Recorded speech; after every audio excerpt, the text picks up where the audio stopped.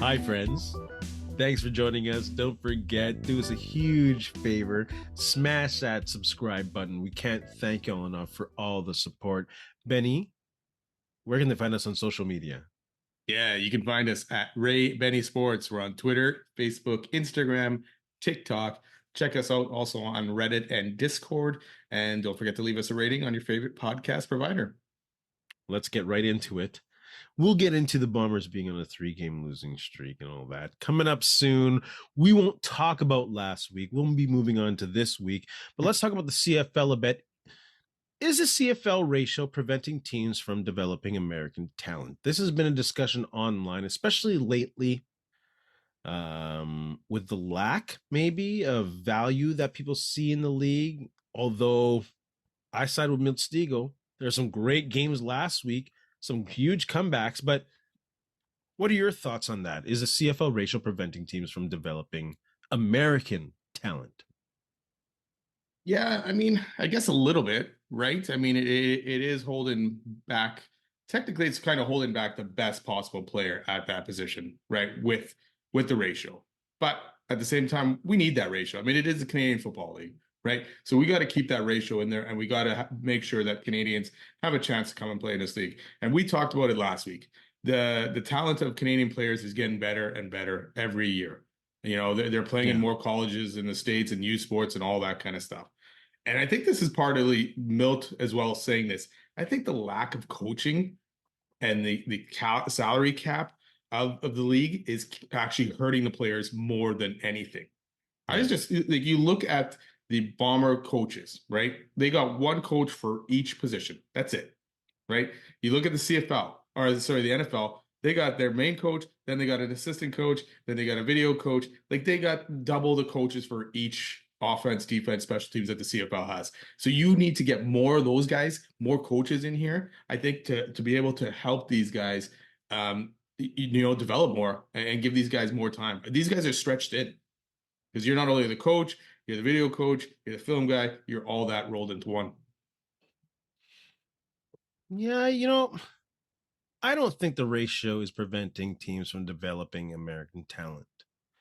Folks are going crazy about the inability of CFL teams to develop talent because there aren't enough roster spots because of the mandatory Canadian spots that are in the Canadian Football League. I'm not buying that.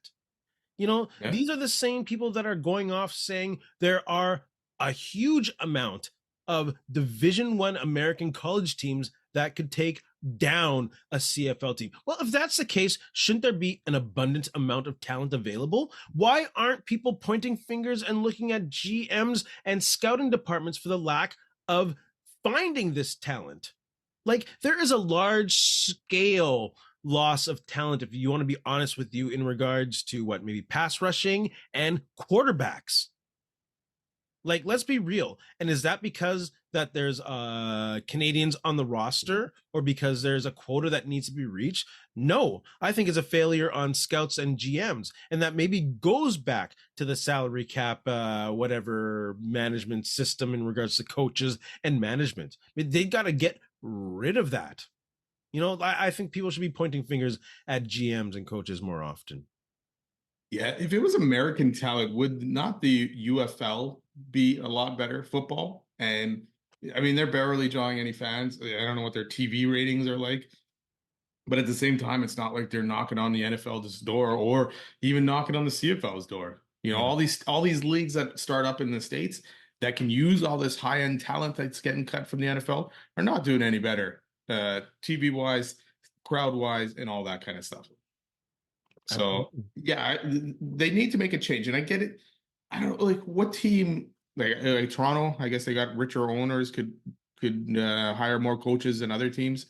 You know, maybe you put a limit on how many coaches you can actually hire, and not be the cap.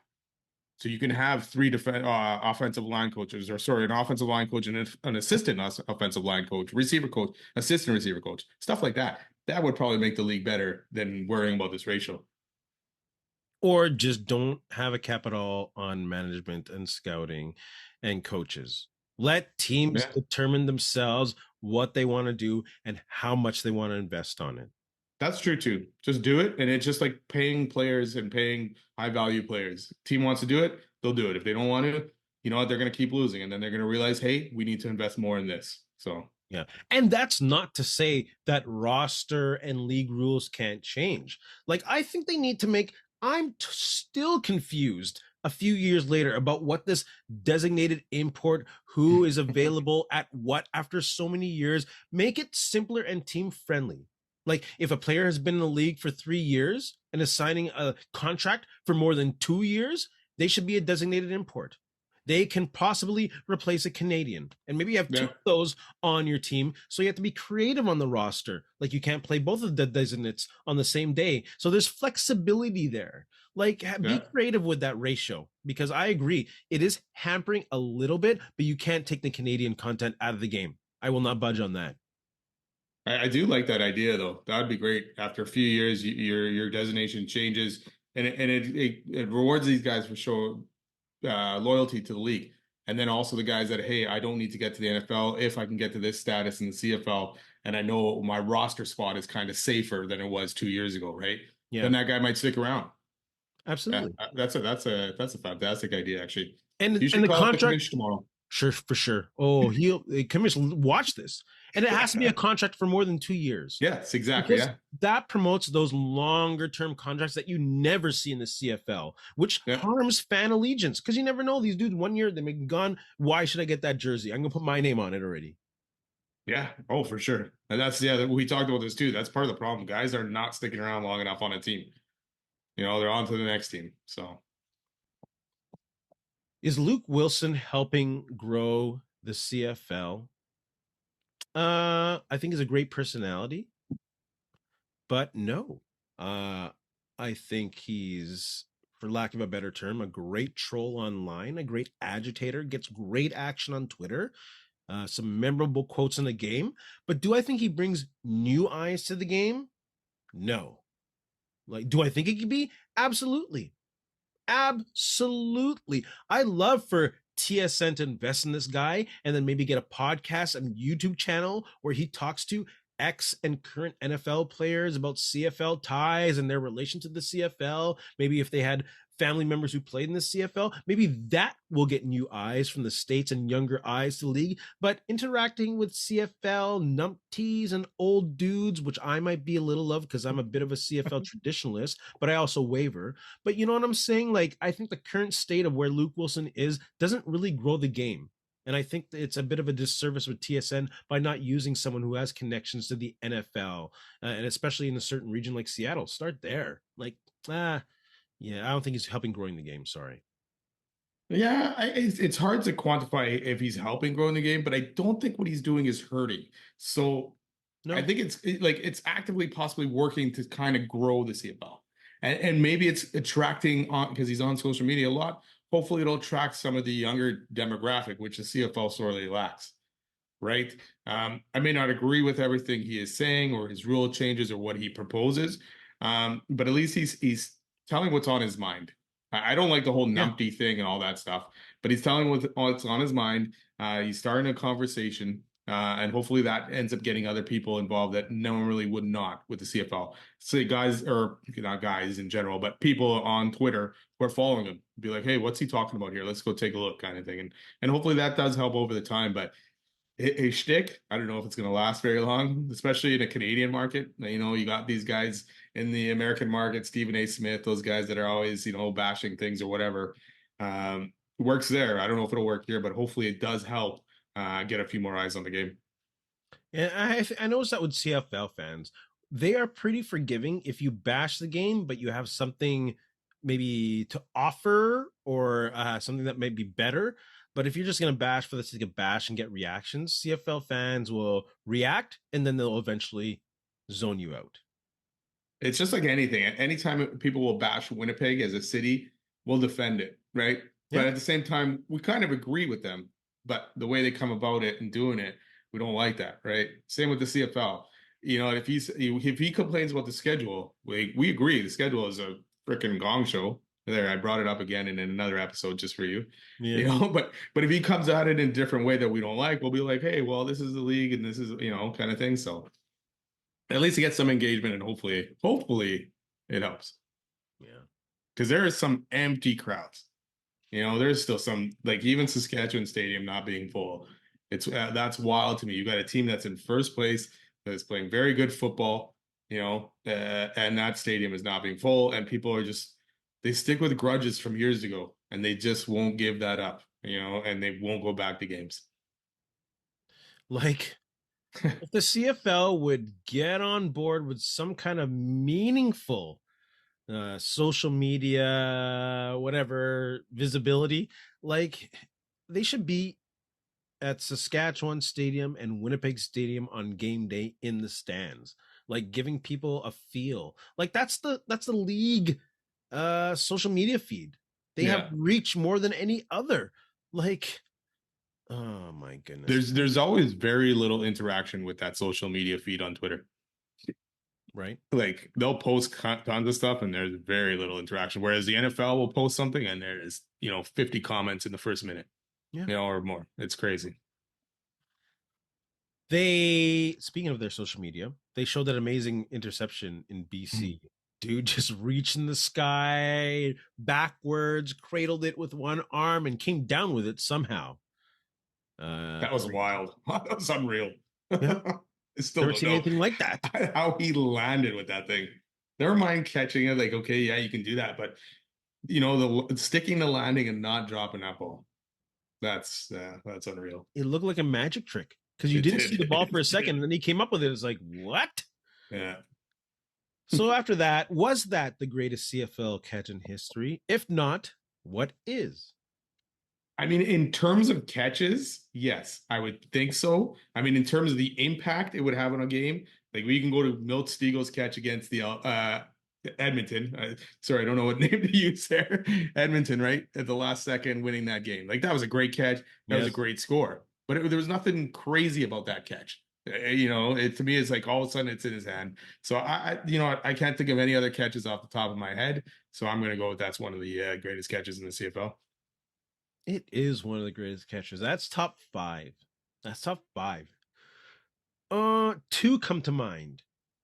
One because it was in the Grey Cup, so we might have to take some points off of this one. But the Eddie Brown touchdown from Danny McManus, I think it was a Hamilton Grey Cup in '96, where he kicked it before Yes. it hit the ground, and then he Was that in the caught it. snow too? Yes, Yeah, it okay. wasn't the snow. It was Yeah. crazy. And then there was Ben Cahoon in 2010 against the Saskatchewan Roughriders, where Ben Cahoon jumped in the air, caught it with two hands, and then used Tad Cornegay's helmet to catch the ball as he landed on his back. Those two might be better than that one. When you use a dude's head to help catch the ball, that's pretty good. The thing about this one, this is by a DB though, who aren't supposed to have the hands, right? You do get an extra couple points. You Yeah. do get an extra couple points. Exactly. Ooh, Eddie Brown had to contest against Mother Nature as well, though. Like you said, the snow was on the Yes. ground and was falling. Yes. Yeah. I can picture that whole catch right now. Isn't That's that crazy? Yes. Oh my goodness. I What? would never have thought of that catch, but now that you say it, it just jogged that in my mind. Isn't that That is insane? wild. He just kicked it Yeah. off the ground. Yeah. I can hear Chris Cuthbert's voice.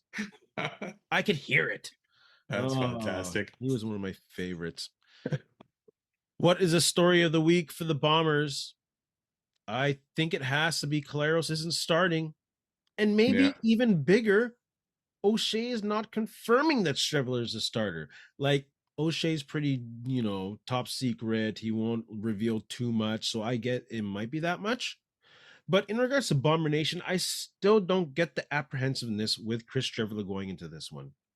Like, the guy got a week of prep, like we said, in week 2, week 1 for the Bombers, and he looked very good in that win.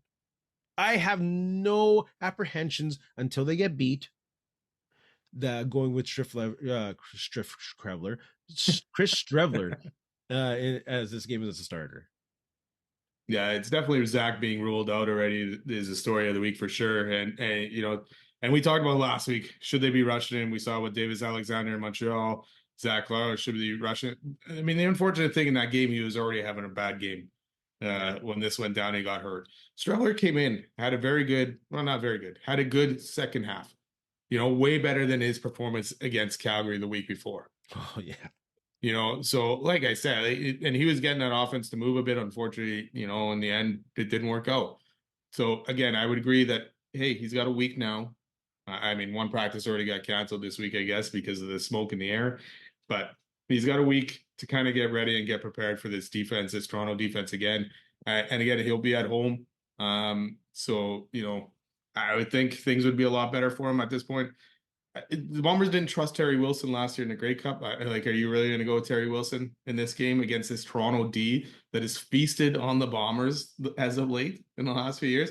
And, and I still think back, I picked the Bombers to win last week. And obviously it was a very poor decision because when Winnipeg goes into Toronto, never mind Winnipeg playing Toronto, when Winnipeg goes into Toronto, it's like they fall apart and become a junior varsity football team or whatever it is, right? It's never fun to watch. No, it's wild. And they were in that game and they just could not, take advantage. And they just got torn apart after. What's the main reason the Bombers are currently on a 3-game losing streak, you think, then? I mean, the fact that last year their offense struggled, right?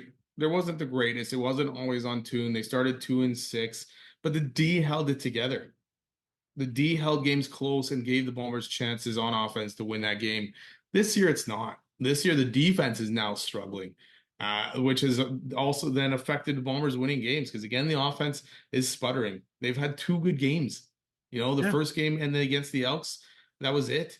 Other than that, Brady hasn't even rushed for 100 yards yet, right? Which is crazy. It's the MOP. It's a guy you're paying over $200,000. He should have 100 yards. Yeah. So yeah, to me, it's the defense not being as good and playing not as good as they were last year. That's not helping. And then, yes, the offense is a lot to blame, but the defense being worse is not helping that. Man, that offense can't score touchdowns. No. Never mind what we talked about a couple of weeks ago with the Bombers cashing in when they're in the red zone and not cashing in now. They're second last in red zone opportunities. They're not even getting into the red zone. Second last in red zone touchdowns. So they went with Hogan, Jason Hogan, rookie OC, been with the Bombers for 2-3 years, instead of guys that had been around for longer. Like wide receiver coach Kevin Burgoyne, you let him walk to BC. Was that a poor decision now that you look at it? I'm not quite there yet from what I've seen, just due to, yes, lack of execution, but also lack of health, lack of depth on both sides of the line. That's not Hogan's fault. The pass protection has been abysmal. The quarterbacks do not have time to set their feet. It doesn't give the receivers time to develop routes down the field. So we don't know if the play calling's to blame or not. Like even on defense, the pass rush has been non-existent. Zero pressure coming up the gut. Like, I'm sorry if I sound like a broken record at this point, but I'm just stating a fact. Willie Jefferson and James Vaughters need help. Well, the thing is, they did get sacks last game. Imagine if they had help on the interior line, though. They did, but if they had help behind them as well, that are not working. Goodness gracious! So go back to play calling of Hogan. Okay, Brady Oliveira, 41 yards rushing early in the game, right? Because they were running. Then he went a full quarter without touching the ball, without a run. Yeah, and they had 7-8 passes. That they did. What is that? That to me is play calling. Unless Zach is changing things at the line or whatever, which we don't know, obviously. But that to me is crazy. The guy ended up with 82 yards on 13 carries. Imagine if he had 20 yards or 20 carries, right? What happens then? We talked about that during the Grey Cup. The Bombers audibling out of run formations to go to the pass. You don't think that's happening now when you have a younger OC and an experienced QB? Then you need to be sitting at QB. I don't care what the experience at that point. And let's not forget, the Bombers are minus 10 in turnover ratio. Minus 10. That's Yeah, not a Michael that's Shea's coach team. no. There's a lot of things about this team this year that are not Michael Shea. The mistakes, the missed tackles, the penalties. Like there is a lot going on in this team that and maybe that voice of Michael Shea's not getting through to some of these guys, and maybe it's the newer guys coming in that aren't listening to that voice where the veterans are trying, right? What was that saying the Bombers had? You're either one of us. It wasn't this, but it was like you're either one of us or you're not, and you're gone. That wasn't the saying. I know they had a specific saying, but to me right now, it doesn't seem like that's there. Some of these guys are just doing what they want, and especially on defense, those DBs, I don't know what they're doing back there. They are falling for everything, every trick play in the book. Yeah. The Janarian grand pass. Like, what are you doing? Terrell Bonds biting on a pass pump by Arbuckle touchdown. It's like, guys, it's unreal the mistakes that are happening to this team this year. Not mistakes, the miscues. I don't know what it is. Before we move on to the next game, interesting question. If you were the Bombers GM/management, are you looking to trade for Cody Fajardo if he's available? Yes. You have to. And this is no shot at Zach. Obviously, to me, Zach has done a lot for this organization. He's played well over the years. He's been a part of this team getting to 5 Grey Cups. Yes, they haven't turned out the way we want them. But at this point, I think you got the Grey Cup in Winnipeg. He's now going to miss a game. Unfortunately, injuries are creeping up on him this year. And if you don't trust Strevler, you need to get someone that you are going to trust because you have to make an effort to try to get to this Grey Cup. And you have to make every effort to get to that Grey Cup. And if it's trading for Cody Fajardo, if you can, you do it. Do you remember Matt Nichols? I do. Do you remember the Bombers making a move when Matt Nichols, not necessarily playing bad, he was having a decent year, but still not cemented, not necessarily the best year, and also injury concerns. Yep. And to be frank, from what we've seen, Strevler and Wilson may not be it.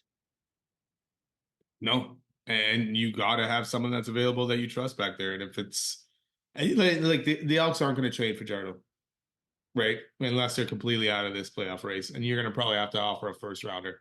So, they are out of it. They are out of it. Not officially, but they are, yes. Like do you think Edmonton's going to go like 7-1 for the rest of the year with that defense and O-line? Yeah, maybe the defense did play better. Yeah, the defense did play a better game last week. It was the O-line though that was bad. So, but again, they didn't score until the fourth quarter to make that game a bit closer against Saskatchewan. So they're not making the playoffs. They're not. But you're gonna have to dangle at least the first in front of them to do it, right? Go ahead. I'd for sure give up a first for Cody Fajardo at this point. Shoot. Yeah. You got to make a move. But you know what? The Bombers are still in that, and it goes back to last year being 2-6 and then making a Grey Cup. They're in that still in like, just we're not panicking, no panic, and I get it. But at the same time, you gotta have something on the back burner ready to make that move. I'm not saying drop it now, but hey, keep the pulse on. Tell Edmonton I might be interested, and if people start sniffing as well, just tell me.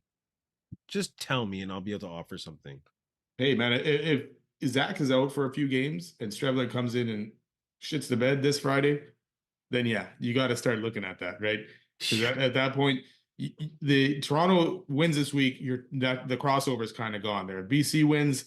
BC lost a close game to Hamilton last week. At least they were competing in that game. I mean, they blew it, but so they're going to be kind of competitive. It's going to be a tight race for that third playoff spot in the West. And that crossover.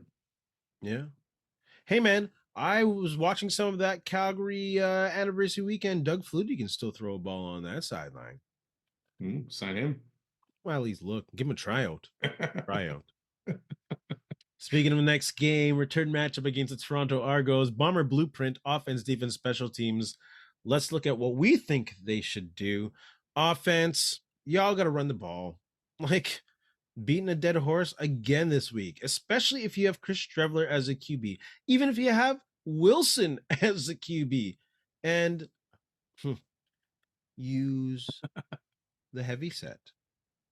We're Okay. going to watch the second best rushing team in the CFL play against the second worst rush defense in the CFL. Not just the second best rushing team in the CFL this year, probably the best CFL rushing team in the past half decade.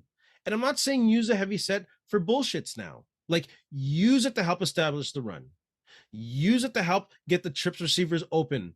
Get the pre-snap read with this. Use it to beat the garbage out of the Toronto defense. Use it to open up receivers and simplify the passing game for Chris Streveler, so he only has to look at 1/3 of the field. Like, use it to make up for the key starters on the offensive line that are missing, like Stanley Bryant. It's nonsensical now that the Bombers aren't using the heavy set as a staple. It should not be a gimmick for this team now. It needs to be a staple with the roster or personnel that they have available to them. It's just frustrating to watch them and not even use play action. Your turn. It's ridiculous. So that goes back to play calling, right? I mean, I don't know what's going on there, but you got, Stanley Bryant's out again. Peyton Logan's out again. So that part of the offense isn't changing. I don't know what's up with that guy.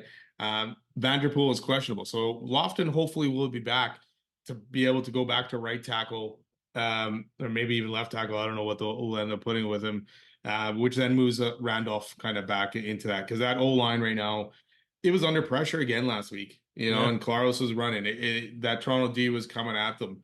But I agree again, Brady Oliveira, get this guy his touches. At 40 yards early in his game, and then nothing for a while, ended up with 83 on only 13 carries. He has to be the focus. This guy needs to get over 100 yards. Run the offense through him, and be aware if Toronto might be, hey, this is what they're going to do. We're going to focus on Oliveira. Who cares? Try it and see if it goes. Do not abandon that and put this game in Streveler's hands. And the thing is, their running game sets up the deep passing game.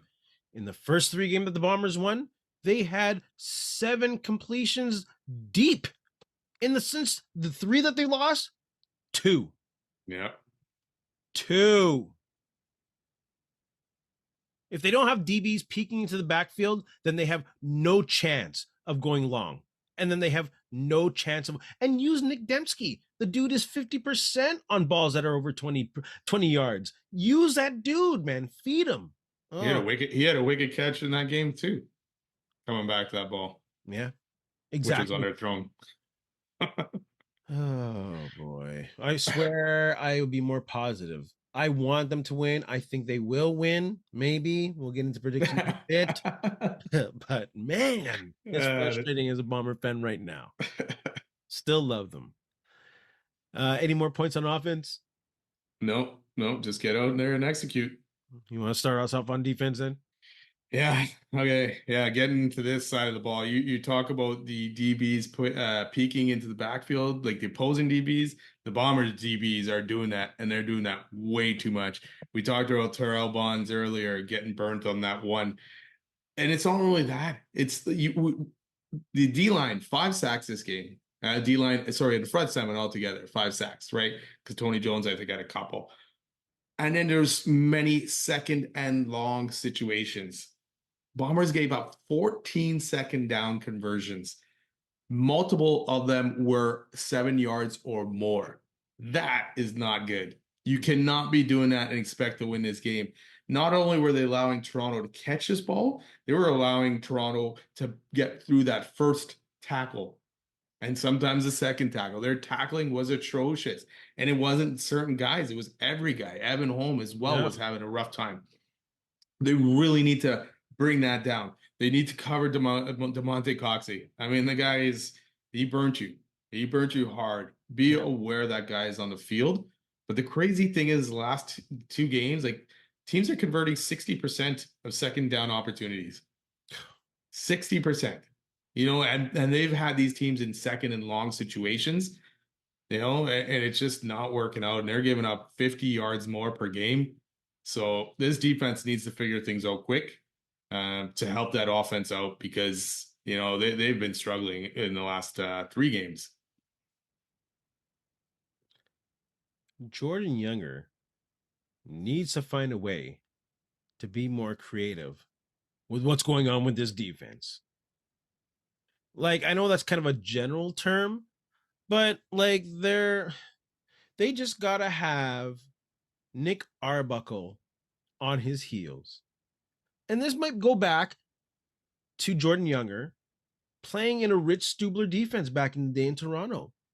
You need to bring weird ass blitzes from different angles so Nick Arbuckle's eyes are all over the place. You need to give weird ass pre snap reads where he's looking at maybe a linebacker blitzing and then drop Kyrie Wilson back with that when Arbuckle doesn't expect it. Like they have to be really creative at this point because they are not changing a whole bunch of personnel right now. And there's no way these DBs, if this is a case where they're having a hard time figuring out Younger's thing, well, then they can't depend on that catch up happening up in a week. So he has to find creative ways to get pressure in Arbuckle's face. That's the thing. Like their blitzes are basic. Like let's rush 6 guys right up the gut. No, And it worked one time, went right up the gut. But other than that, that was the other one where I think Arbuckle got away, and that's where Bonds bit, and Coxey got the touchdown.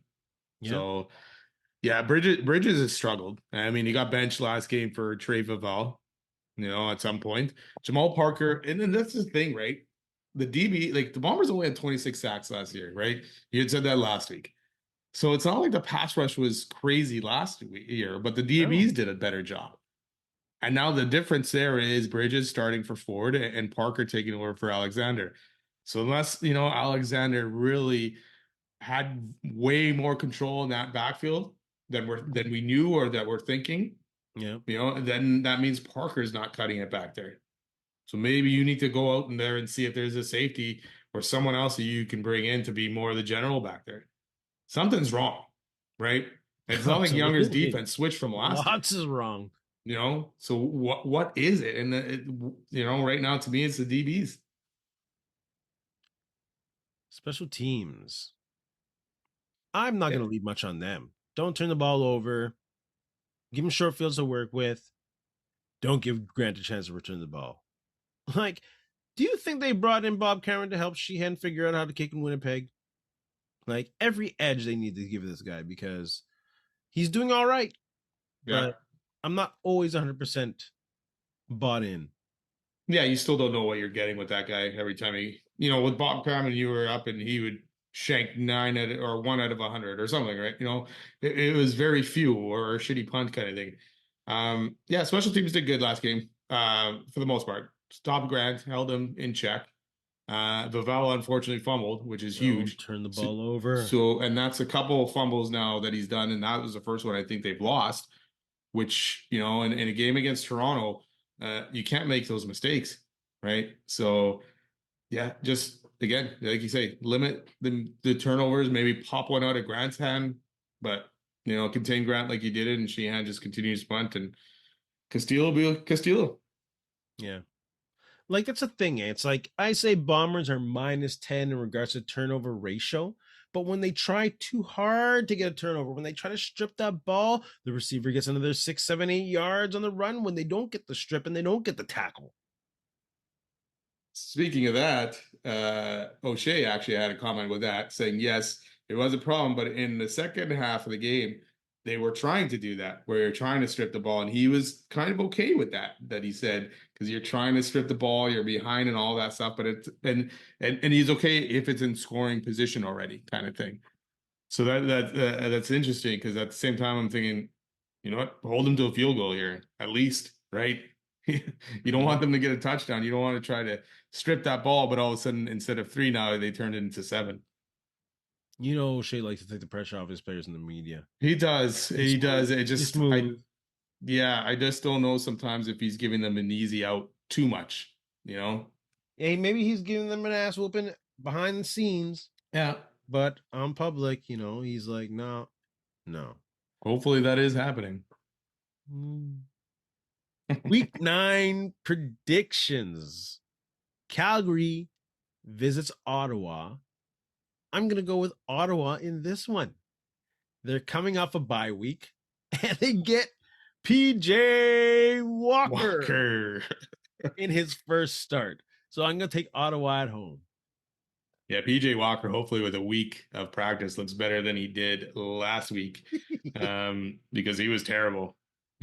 I think Calgary ends up probably winning that game. Not that I think. I'm pretty sure they would have won that game with VA, still in that game against Montreal, because Montreal chipped away, right? And really, Calgary probably would have kicked at least a field goal in that fourth.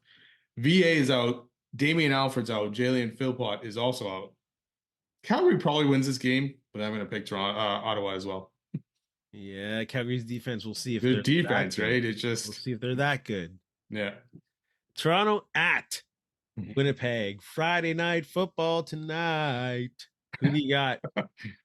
I'm going to go Toronto. I just don't like what I've seen from the Bombers. Arbuckle's slinging it in the last two games against the Bombers. So I think he'll do it again. I think Toronto wins this one. I am 3-3 this year, I think, on Winnipeg Blue Bomber predictions because I think all weeks I've taken Winnipeg to win. Such a homer. Yuck. I'm going to take Winnipeg at home with a heavy focus on the running game. It'll slow things down, which the Bombers desperately need to do on offense.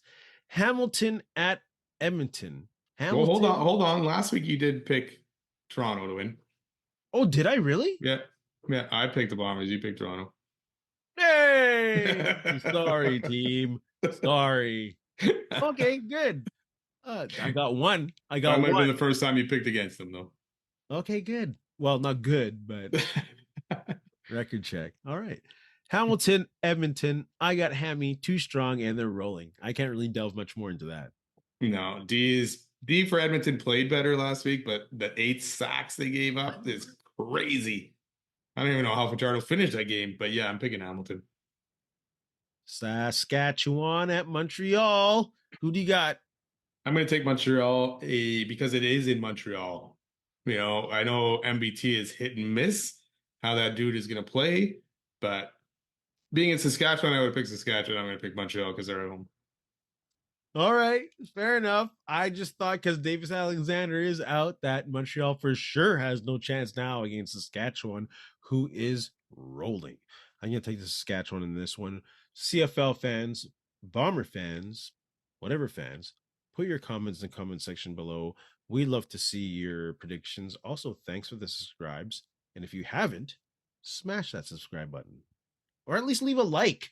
Leave one of those 3. Subscribe, like, or comment. One of them. Or all. Do it. Do it right now. Yes, we'll wait. Please. Oh, let's get going. Thoughts on the Winnipeg Jets talk. Thoughts on the Dylan Samberg signing. You can go ahead. I mean, happy that it's done. Happy that it didn't go to arbitration. Obviously, 3 years is not ideal. I wish it was a little bit longer than that. But I'll take it. 5.75 per year. The only thing is he'll now be due at the same time Josh Morrissey will now be due. Mm-hmm. So that could be a decision there if Dylan Samberg, a lot of people rag on Samberg because of his offensive production is not there, right? They'll be like, oh, you're paying this guy almost $6 million for what? For 20 points or whatever it is. So yeah, he's not going to probably get to that Josh Morrissey offensive stats, but he may end up turning into that number 1 shutdown defenseman, hopefully in a few years. So you'll make that decision between him and Morrissey. But I don't know about the Jets in signing these young guys because they did the same thing last year with Perfetti and only signed him to a 2-year deal. And now he had a very good season last year. If he does it again, you're going to end up paying him more. And you may end up paying Samberg a lot more in 3 years. I'd say Perfetti had an okay season.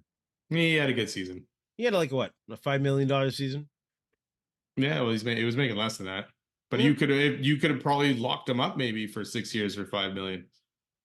I don't know if he would have. Maybe even 6.6, whatever it is, right? I think they could have gotten Samberg at 6 for 5.5. Darn, but I get it. They didn't get him long term. I love that they have him for now. Like, why are so many people reluctant on wanting to see Samberg and Morrissey? You talk about Samberg and Morrissey on the same line. I want to see that. I want to see that. I wouldn't mind seeing Pionk and DeMello, and then maybe whoever, and maybe it's your boy's turn this year. Maybe it's your boy's turn. Hey, Nola. Maybe it's his year this year, bruh. He's not getting that chance. That ship has sailed so far. You can't even see it anymore. Like it's unreal. Um, Morrissey Sandberg on a shutdown kind of role late in the game would be interesting. But they play both the same side, do they not? Right? So it's not like there's an abundance of right hand mofos. Pionk should give Sandberg at least $2 to $3 million a year because Pionk's deal. Samberg definitely helped Pionk get that deal. Yeah, because Pionk was floundering last year. No, the season before. That last year he had a good season, which got him that contract. And hey, what was the difference? It was Samberg was there and he was healthy. So, yeah. And it's not to say that you go with that combo all year round. It's just that sometimes situational. It depends who you're playing. Maybe like Edmonton or something that you do bump Samberg up to that first pairing. Yeah. And I'd love to see him patrolling the blue line offensively because he has a shot. We saw that a couple times last year. Dude has a shot from the blue line. He is, and he's not going to get that power play opportunity, as long as Morrissey and Pionk are currently there. Pionk's always the second power play guy. So, yeah, depending on who else you got back there. So, yeah, I mean, his offense numbers could get higher, but at the same time, I'd rather him be a shutdown defenseman or a defensive defenseman more than anything right now. Do the Jets still play two defensemen on their power plays?